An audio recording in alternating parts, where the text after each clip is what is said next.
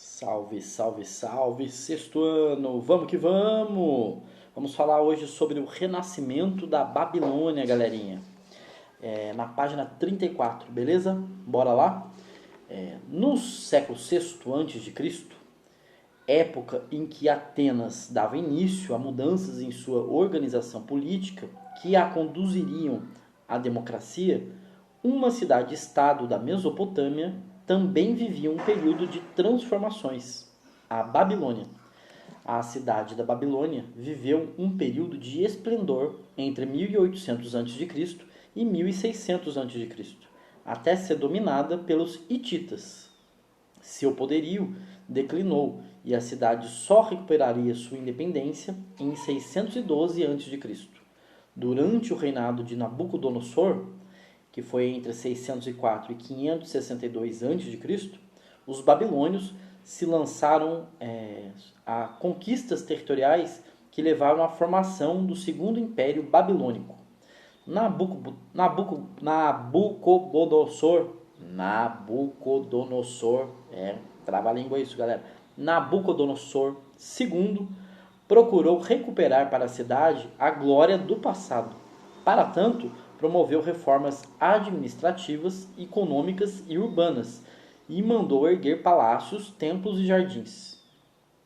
Ponto de entroncamento de diversas rotas comerciais, a Babilônia se consolidou como centro de compra e venda de produtos vindos das mais diversas regiões e se tornou importante centro cultural e científico. Com a morte de Nabucodonosor II, em 562 a.C., entrou em um período de crise. Em 539 a.C., foi conquistada pelas tropas de Ciro II e incorporada aos domínios do poderoso Império Persa. E com isso, terminamos a apostilinha número 4 e começamos a 5, que vai ser agora, galera. Bora lá então, já na apostilinha 5, falando sobre Roma, origens de um império. Você já deve ter percebido que existem muitas palavras semelhantes entre a língua portuguesa e a língua espanhola. Algumas são escritas da mesma maneira e têm o mesmo significado. Por exemplo, máquina, casa, gato, sol, mar, boca, amigo, amor e muitas outras. Assim como ocorre em relação ao espanhol, o português também tem semelhanças, embora menores, com outras línguas, como o francês e o italiano. Essas proximidades linguísticas se devem ao fato de o português, o espanhol, o italiano e o francês terem uma origem comum, a língua latina. Também chamada de latim, essa língua era o idioma falado em Roma há mais de 2000 anos. Fundada na região do Lácio, na Península Itálica, Roma é hoje a capital da Itália. A partir do século II a.C., Roma se transformou em uma verdadeira potência, conquistando territórios na Europa, na África e na Ásia.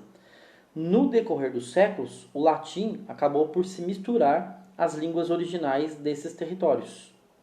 Dessa mistura surgiram diferentes idiomas, como o português, o espanhol, o italiano e o francês.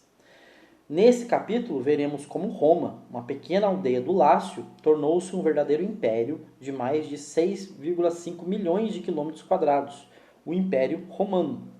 Além da língua, o legado romano abrange o direito, a arquitetura e outras artes, a agricultura, certas formas de organização política e o alfabeto latino, adaptado dos alfabetos etrusco e grego, entre outros aspectos. A fundação de Roma. Antes dos romanos, a Península Itálica era habitada por um povo de agricultores. Conhecidos como italiotas, eles se dividiam em 7 tribos: os sabinos, os ecos, os oscos, úmbrios, volscos, samnitas e latinos.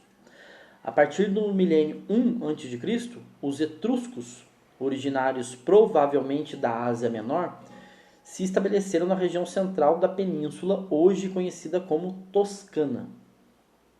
Temendo uma invasão etrusca, os latinos construíram uma fortaleza às margens do rio Tibre, nas proximidades do mar Tirreno. Ali fundaram também algumas aldeias.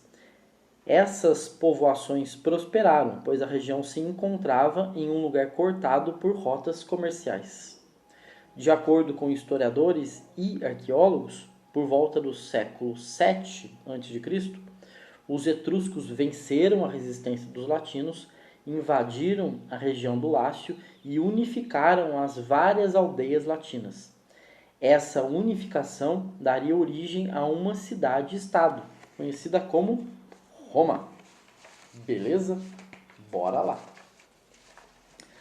Ao longo dos 1200 anos seguintes, Roma passou por diferentes formas de organização política.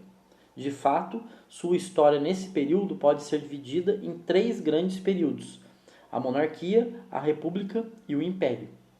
Quando os etruscos invadiram o Lácio no século VII a.C. e unificaram todas as vilas, Roma passou a ser governada por um rei.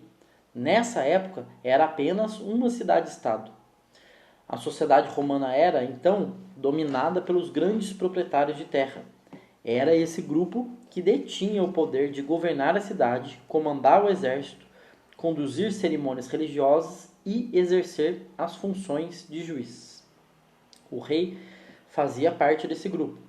Para exercer o poder, ele era auxiliado por um conselho de anciãos, também chamado de senado.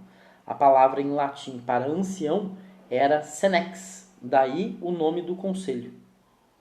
A monarquia romana não era hereditária. Quando um rei morria, seu substituto era escolhido pelos senadores. A indicação do Senado deveria ser aprovada ou rejeitada pela Comitia Curiata, uma assembleia formada por membros de todas as famílias livres de Roma. Em 509 a.C., o rei Tarquínio II, de origem etrusca, foi expulso da cidade e o regime político mudou. A partir de então, a cidade-estado Roma adotou a república, tipo de governo que se caracteriza pela eleição dos governantes. A ideia era impedir que alguém concentrasse todo o poder em suas mãos. O governo de Roma se baseava em 3 níveis de poder: a magistratura, o senado e as assembleias. A magistratura cuidava das principais questões administrativas, do comando do exército, da segurança e da realização dos censos. Os magistrados, que eram membros da magistratura, eram o cônsul, o censor, o questor e os edis. O posto mais alto era o de cônsul. Havia 2 cônsules eleitos anualmente. O Senado, composto de grandes proprietários, dirigia a política interna e externa, propunha leis às assembleias e controlava as finanças públicas. O cargo de senador era vitalício, ou seja, para toda a vida. Havia várias assembleias: a tribal, que elegia alguns magistrados, a comícios centuriatus, que elegia os cônsules e decidia sobre a guerra e a paz, e o conselho dos plebeus, composto de comerciantes, artesãos e pequenos agricultores. Em 49 a.C., o militar e político romano Júlio César marchou com seus exércitos contra Roma, dando início a uma guerra civil. 3 anos depois, após derrotar seus rivais, ele assumiu sozinho o poder. Seu governo não duraria muito.